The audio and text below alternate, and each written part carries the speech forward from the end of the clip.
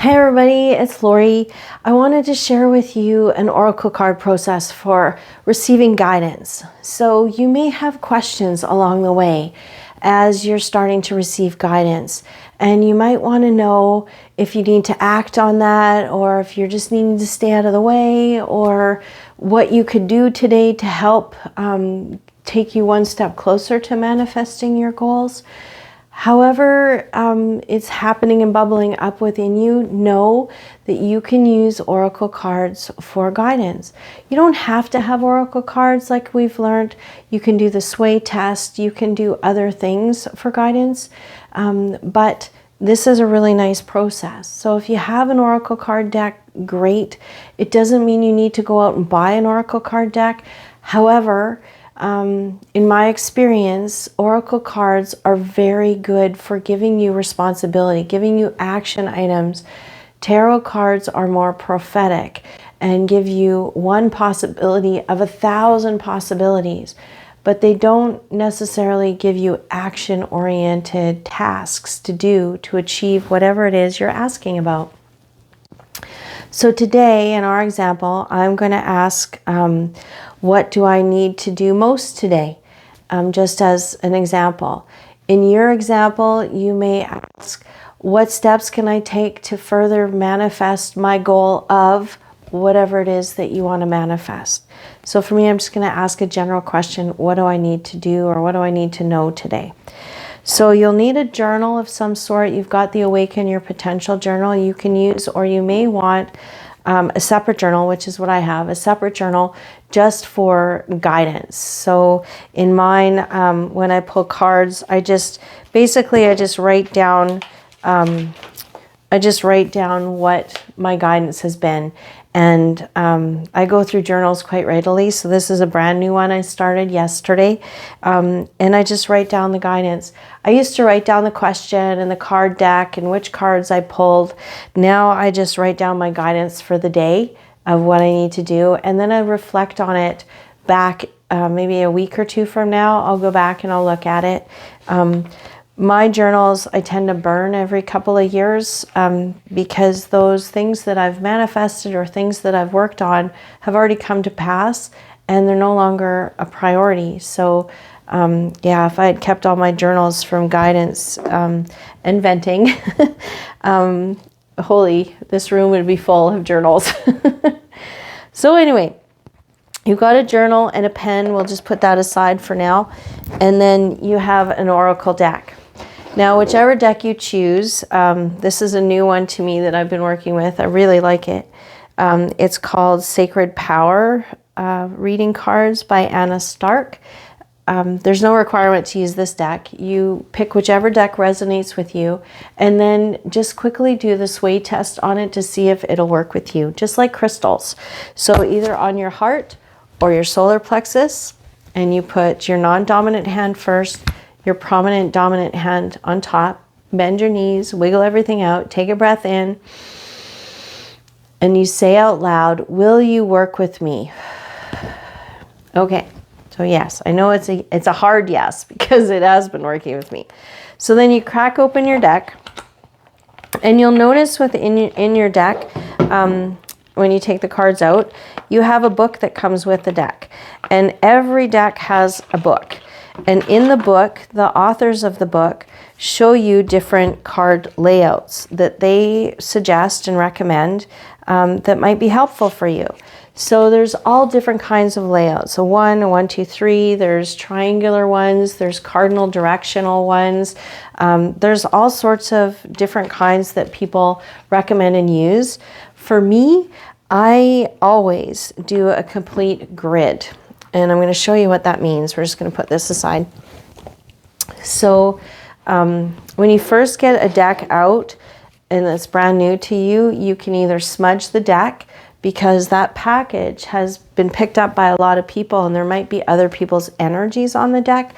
The other quicker option that you can do is just bang it 5 times, like knock on it.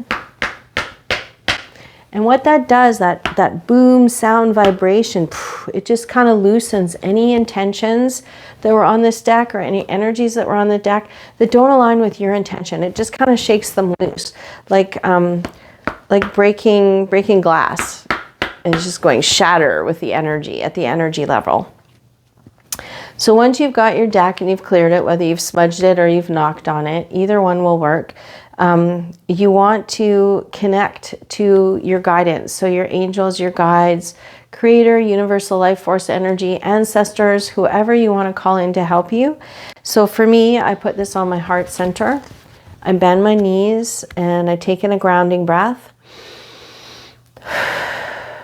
And then I say out loud, I now call upon the most loving and communicative and appropriate angel or guide to step forward in this place and time in between time, and right now to help me with the guidance I seek. Thank you. It is done. It is done. It is done. And just sit with it for a few seconds. Some people feel warming in their heart center. Some people can feel energy stirring in the deck itself between their hands. Some people can feel their body starting to tingle and light up. Everybody's different. There's no right way or wrong way. But once you feel like you've connected, you want to then think of your question. So my question is, what do I need to know most today? What do I need to do most today? And so with the question in mind, so for you it might be about your goals. So what next steps can I take to move one step closer to achieving my goal of whatever your goal is? If we use the new car example, excuse me, you might ask, what are my next steps I can take in manifesting a new car with joy, ease, and grace for the highest and greatest good of all? Whatever you ask for, always ask for with joy, ease, and grace. And what that means is you don't have to have a car accident to get rich. You don't have to, suffer in any way, shape, or form to acquire your goal. So with joy, ease, and grace. And the second part of that, for the highest and greatest good of all, means for your good, but also, remember we talked about the energy of manifestation, all those little details, parts, and people that have to come into alignment for your goal to be achieved? When you say for the highest and greatest good of all, it is making sure that other people don't have to suffer. Other people benefit from your manifesting of the goal. So if you're, like again with the car example, maybe somebody's coming into alignment to take your old car off your hands. Maybe there's someone that has to come off vacation who's going to sell you your new car, that sort of thing. So whatever the goal is, what are my next steps to take, or what can I do to achieve my goal of with joy, ease, and grace for the highest and greatest good of all? So once you have that in your head, so for me, what are my next steps to take today? What do I need to know most today? What do I need to do today? What do I need to focus on today? With joy, ease, and grace for the highest and greatest good of all. So that's going to be my intention. And then once you've shuffled the deck a bit, then what I do is I lay them all down in a grid. So I go across and like one row, then the next row, then the next row. And while I'm doing it, I'm thinking of my question. So what do I need to know most today? What do I need to do most today? With joy, ease, and grace for the highest and greatest good of all. What do I need to do today? What do I need to focus on today? With joy, ease, and grace for the highest and greatest good of all. And you just keep doing it as you're laying out the cards in a grid pattern. So what are the next steps I need to take today? What do I need to do today? What do I need to focus on today? For the highest and greatest good of all, with joy, ease, and grace. What are the next steps I need to take? What do I need to focus on today? What do I need to know today? With joy, ease, and grace for the highest and greatest good of all. You just keep repeating your question as you're laying out the cards. What do I need to do today? What do I need to focus on today? What next steps can I take today? With joy, ease, and grace for the highest and greatest good of all. What next steps do I need to take? What do I need to focus on? For joy, ease, and grace for the highest and greatest good of all. Good. Now what you do is you want to feel your energy, because the guidance that you're going to get from these cards is going to be physiological.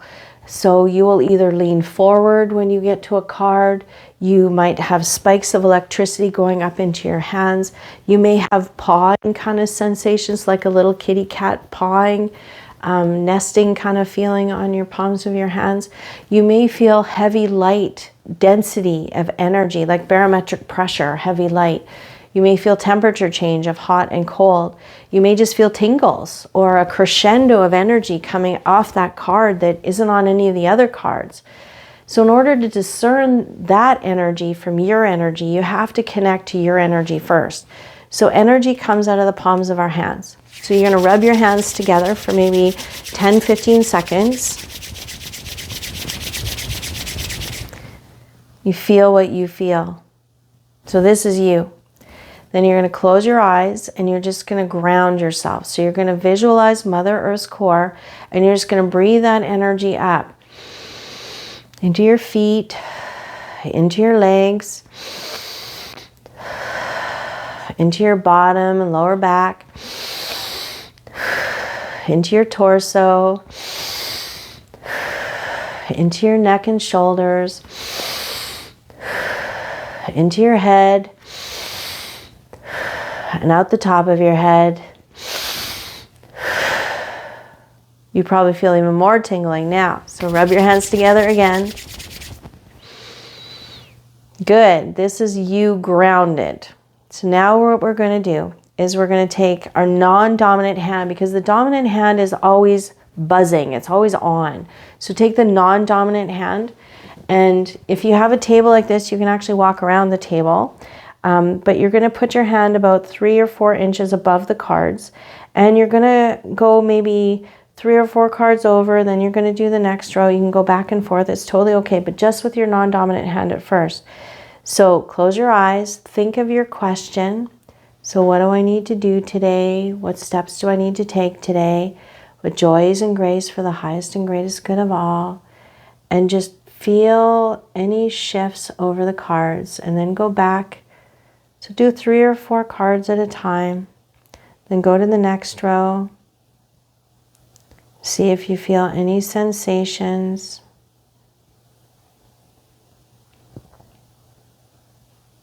This one here feels a little heavy, like there's a bubble of pressure.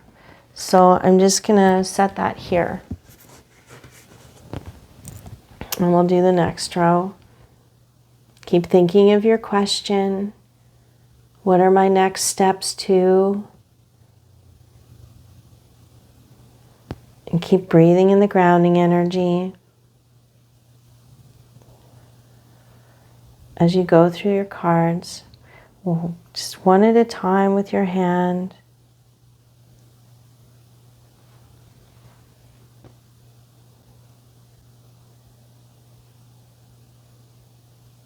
This one feels a little tingly. And we'll do the rest of them on the other side of the table.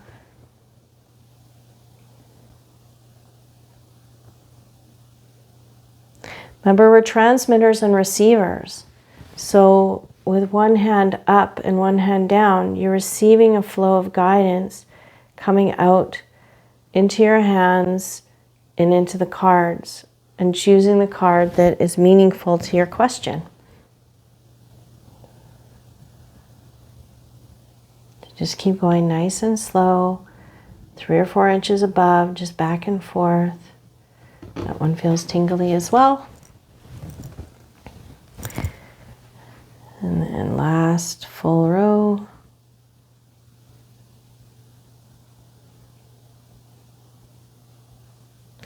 I'm getting like a pressure thing, like somebody's whacking my hand. And that's on this card here, which is different than my energy that I'm feeling. And then you just want to do both hands. So just quickly just scan with both hands. You don't have to go back and forth. You just once is good. It's just in the off chance you've missed something.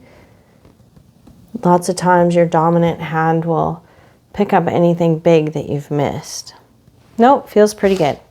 So then when you're all done, you just set all the other cards aside and you bring forward the cards that you chose. And try to keep them in the order that you chose them, because sometimes the cards relate to one another. Not always, but sometimes.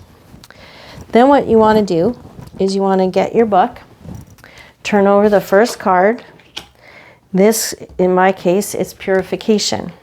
And then you're going to go to the book that you've got in your deck and you're going to read about purification, or read whatever it is that your card is. Now note that if your card is upside down, so Purification would be at the top, like it's an actual upside down card versus an upside right card. It was turned over upside right, but if it was turned over upside down, a lot of times the deck's instructional guidance book will have a reverse meaning. So if it isn't upside right and it's upside down, read the reverse meaning. The reverse meaning is usually more action oriented, something you need to shift and pull out of. But if it doesn't have a reverse meaning in your guidebook, then the intention is, when it's upside down, like not upside right, is that you pay more attention to it because it's upside down. So really focus on what that means to you. And you just go through each card. So Purification for me, Freedom, Affirmations, and Manifestation. Look at that one, Manifestation. That's pretty funny, hey? We're on the Manifestation module. Oh, I'm getting all goosebumpily everywhere. My guides are having a good chuckle. So I will sit down and read through the book of what these mean for me, but give that a try.